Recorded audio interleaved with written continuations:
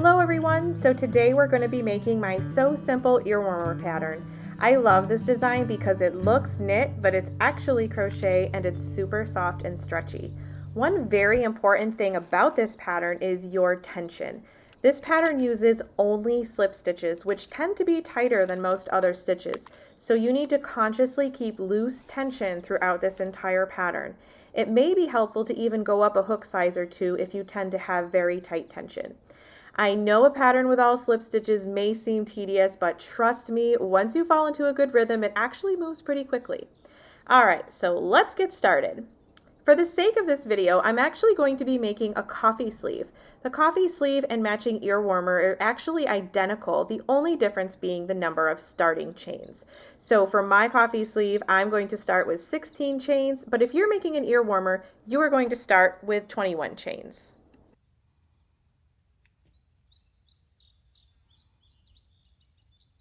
Okay, so once you've made the appropriate number of chains, whether that's 16 for a coffee sleeve or 21 for an ear warmer, you are going to start working in the opposite direction simply by making a slip stitch in the second chain from the hook.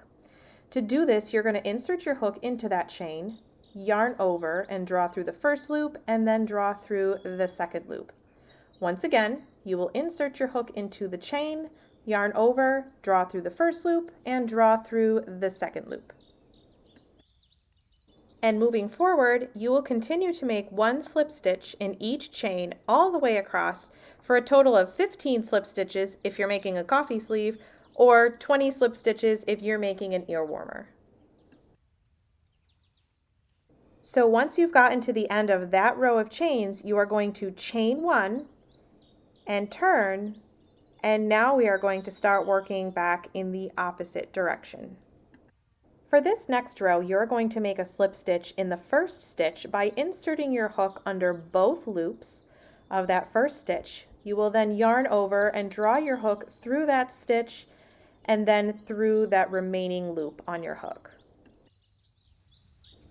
So for the next stitch, we are going to make another slip stitch. However, do you see both loops on my hook here? I'm going to skip over that front loop and only work into the back loop. I'm going to make my slip stitch.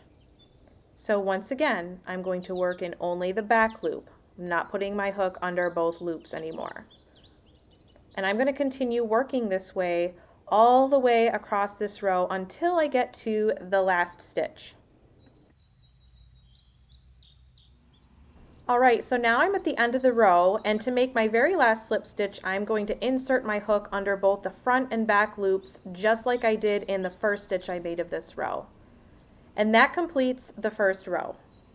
Next, I'm going to chain one and turn my work and begin working in the opposite direction for the next row. So I'm going to insert my hook under both loops, the front and back loop there you see on my hook. I'm going to draw through that stitch and then draw through the remaining loop on my hook. Now I'm going to work in the back loop only of this next stitch. And I'm going to continue working in the back loop of each stitch all the way across until I get to the very last stitch. So on the very last stitch, just like we did in the first row, I am inserting my hook under both loops. And now I'm going to chain one and turn. Now the rest of this pattern is actually quite simple. All you're going to do is you are going to repeat the same row that we just did over and over and over again until you reach the correct length.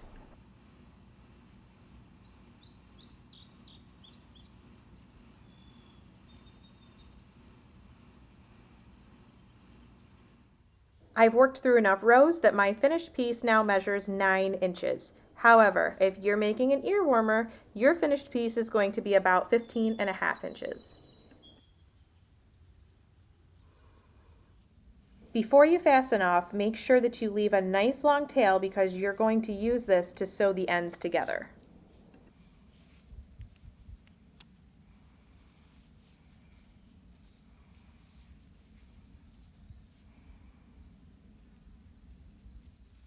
So now we're going to create the twist. To do this, you're going to take both ends and fold them in half, and then you are going to interlock them together just like this. I'm going to show you one more time. So you're going to take each end and fold it in half, and then you're just going to interlock them together. Now it's time to grab your tapestry needle and thread it onto that long tail, and you're simply going to insert your needle through all 4 layers, making sure to get through all 4. And then you're just going to work back the opposite direction by inserting your needle going the other way. Again, making sure that your needle's going through all 4 layers. And you're just going to continue making stitches like this back and forth until you get to the end.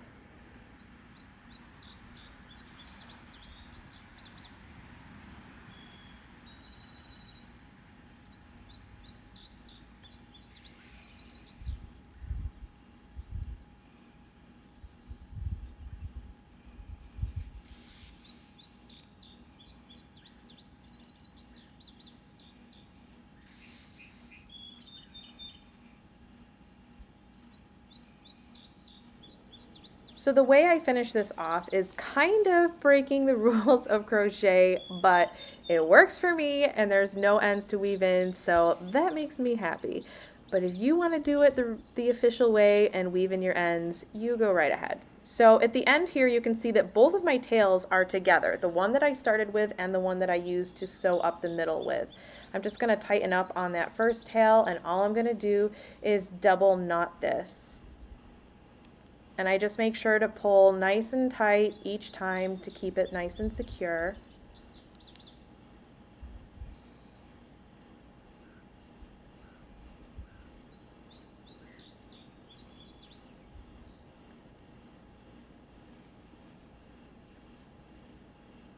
And from here I can just fasten off both of these ends nice and close. I have never had a problem with this coming undone. It's nice and secure. And that's it. So now all you have to do is flip this inside out.